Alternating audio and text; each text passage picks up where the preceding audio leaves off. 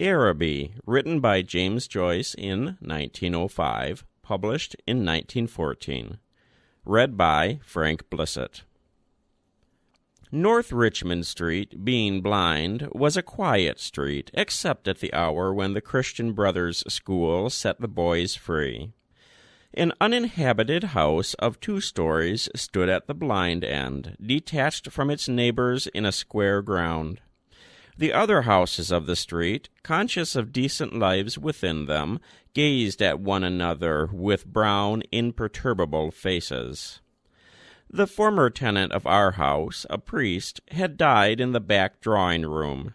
Air, musty from having been long enclosed, hung in all the rooms, and the waste-room behind the kitchen was littered with old, useless papers. Among these I found a few paper-covered books, the pages of which were curled and damp. The Abbot, by Walter Scott, The Devout Communicant, and the Memoirs of Vidocq. I liked the last best, because its leaves were yellow. The wild garden behind the house contained a central apple tree and a few straggling bushes, under one of which I found the late tenant's rusty bicycle pump.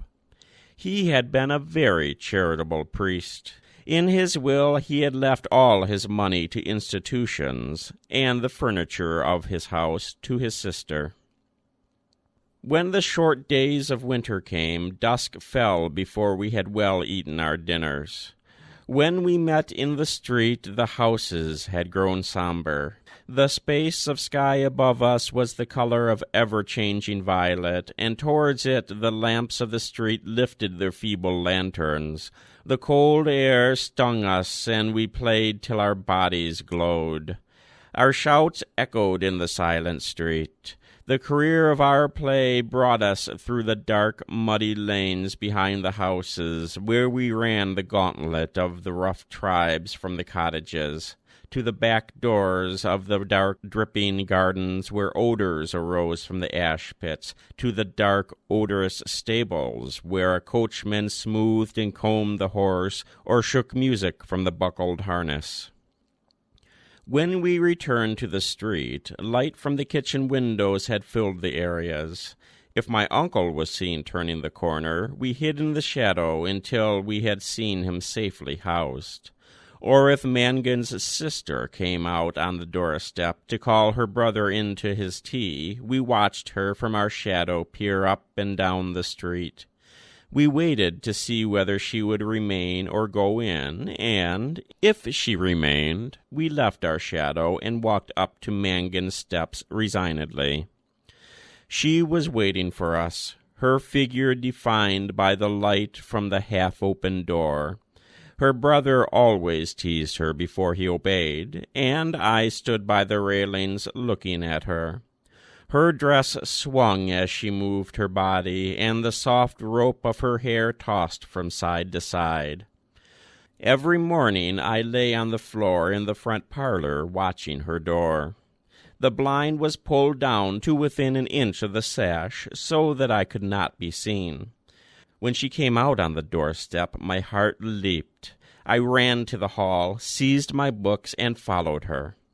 I kept her brown figure always in my eye, and, when we came near the point at which our ways diverged, I quickened my pace and passed her. This happened morning after morning. I had never spoken to her, except for a few casual words, and yet her name was like a summons to all my foolish blood. Her image accompanied me even in places the most hostile to romance. On Saturday evenings, when my aunt went marketing, I had to go to carry some of the parcels. We walked through the flaring streets, jostled by drunken men and bargaining women, amid the curses of laborers, the shrill litanies of shop boys who stood on guard by the barrels of pigs' cheeks, the nasal chanting of street singers who sang a come-all-you about O'Donovan Rossa, or a ballad about the troubles in our native land. These noises converged into a single sensation of life for me. I imagined that I bore my chalice safely through a throng of foes.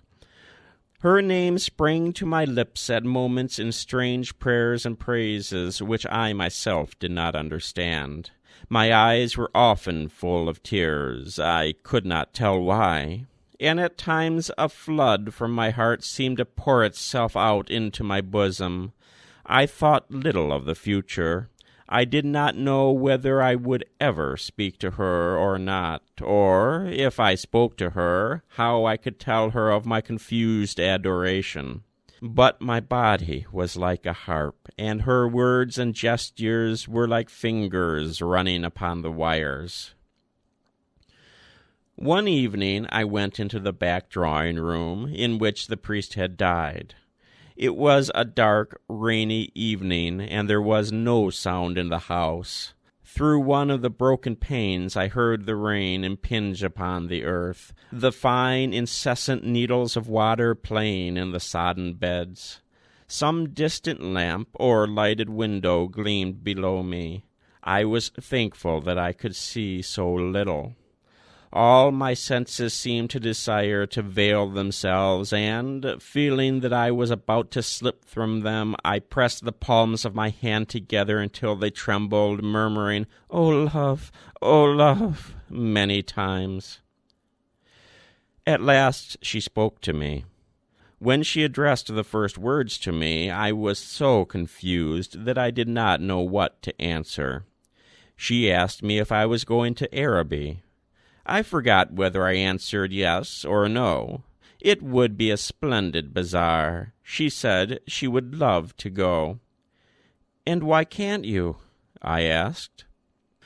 While she spoke, she turned a silver bracelet round and round her wrist. She could not go, she said, because there would be a retreat that week in her convent. Her brother and 2 other boys were fighting for their caps, and I was alone at the railings. She held one of the spikes, bowing her head towards me. The light from the lamp opposite our door caught the white curve of her neck, lit up her hair that rested there, and, falling, lit up the hand upon the railing. It fell over one side of her dress and caught the white border of a petticoat, just visible as she stood at ease. "It's well for you," she said. "If I go," I said, "I will bring you something." What innumerable follies had laid waste my waking and sleeping thoughts after that evening! I wished to annihilate the tedious intervening days. I chafed against the work of school. At night, in my bedroom, and by day in the classroom, her image came between me and the page I strove to read. The syllables of the word Araby were called to me through the silence in which my soul luxuriated and cast an Eastern enchantment over me. I asked for leave to go to the bazaar on Saturday night. My aunt was surprised, and hoped it was not some Freemason affair. I answered few questions in class. I watched my master's face pass from amiability to sternness. He hoped I was not beginning to idle. I could not call my wandering thoughts together. I had hardly any patience with the serious work of life, which, now that it stood between me and my desire, seemed to me child's play. Ugly, monotonous child's play. On Saturday morning, I reminded my uncle that I wished to go to the bazaar in the evening. He was fussing at the hall stand, looking for the hat-brush, and answered me curtly, "Yes, boy, I know." As he was in the hall, I could not go into the front parlor and lie at the window. I felt the house in bad humor, and walked slowly towards the school. The air was pitilessly raw, and already my heart misgave me. When I came home to dinner, my uncle had not yet been home. Still, it was early. I sat staring at the clock for some time, and, when its ticking began to irritate me, I left the room. I mounted the staircase and gained the upper part of the house. The high, cold, empty, gloomy rooms liberated me, and I went from room to room singing. From the front window I saw my companions playing below in the street. Their cries reached me weakened and indistinct, and, leaning my forehead against the cool glass, I looked over at the dark house where she lived. I may have stood there for an hour, seeing nothing but the brown-clad figure cast by my imagination, touched discreetly by the lamplight at the curved neck, and the hand upon the railing, and the border below the dress. When I came downstairs again, I found Mrs. Mercer sitting at the fire.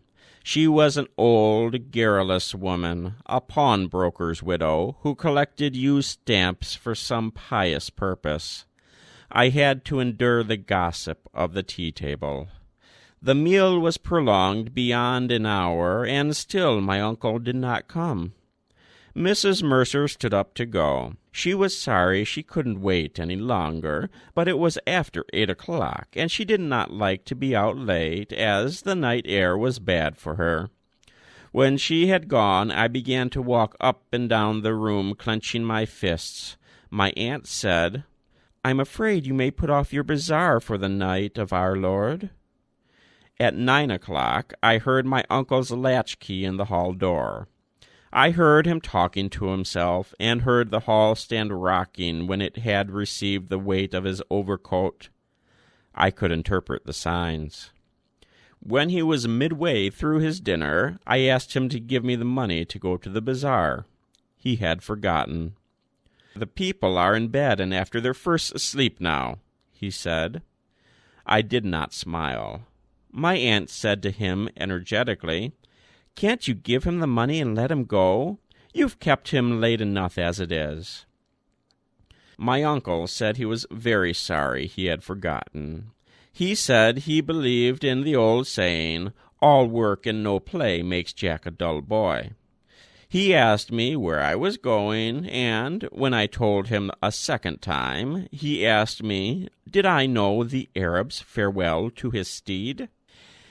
When I left the kitchen, he was about to recite the opening lines of the piece to my aunt. I held a florin tightly in my hand as I strode down Buckingham Street towards the station. The sight of the streets thronged with buyers and glaring with gas recalled to me the purpose of my journey. I took my seat in a third-class carriage of a deserted train. After an intolerable delay, the train moved out of the station slowly. It crept onward among ruinous houses and over the twinkling river. At Westland Row Station, a crowd of people pressed to the carriage doors, but the porters moved them back, saying that it was a special train for the bazaar. I remained alone in the bare carriage. In a few minutes, the train drew up beside an improvised wooden platform. I passed out onto the road and saw by the lighted dial of the clock that it was 10 minutes to 10. In front of me was a large building which displayed the magical name. I could not find any sixpenny entrance, and, fearing that the bazaar would be closed, I passed in quickly through a turnstile, handing a shilling to a weary-looking man. I found myself in a big hall, girded at half its height by a gallery. Nearly all the stalls were closed, and the greater part of the hall was in darkness. I recognized a silence like that which pervades a church after a service. I walked into the center of the bazaar timidly. A few people were gathered about the stalls which were still open. Before a curtain, over which the words Café Chantant were written in colored lamps, 2 men were counting money in a salver. I listened to the fall of the coins.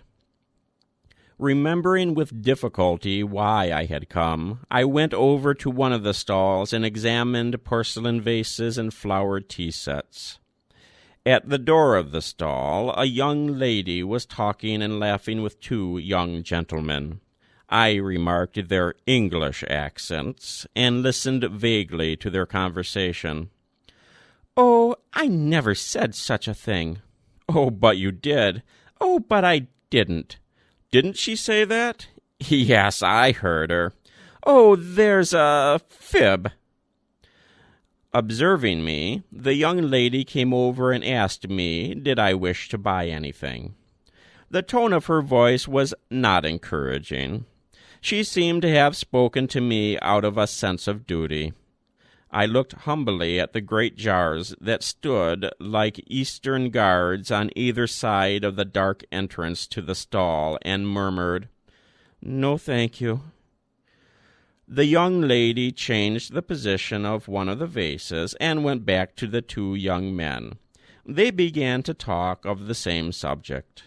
Once or twice the young lady glanced at me over her shoulder. I lingered before her stall, though I knew my stay was useless, to make my interest in her wares seem the more real. Then I turned away slowly and walked down the middle of the bazaar. I allowed the 2 pennies to fall against the 6pence in my pocket. I heard a voice call from one end of the gallery that the light was out. The upper part of the hall was now completely dark. Gazing up into the darkness, I saw myself as a creature driven and derided by vanity, and my eyes burned with anguish and anger. I'll sing thee songs of Araby, and takes of fair cashmere, wild tales to cheat thee of a sign, or charm thee of a tear, and dreams of delight shall on thee break, and rainbow visions rise, and my soul shall strive to wake sweet wonder in thine eyes. Through those twin lakes, when wonder wages, my raptured song shall sink, and as the diver dives for pearls, bring tears, bright tears, to their brink, and rainbow visions rise, and all my soul shall strive to wake sweet wonder in thine eyes, to cheat thee of a sign, or charm thee of a tear. That was Araby by James Joyce, written in 1905, published in 1914 in Dubliners, and appended by the theme song for the 1894 Dublin Grand Oriental Fete, lyrics by W.G. Wills. Read by Frank Blissett. For those interested, I will include The Arab's Farewell to His Steed, mentioned in the story, as a separate recording.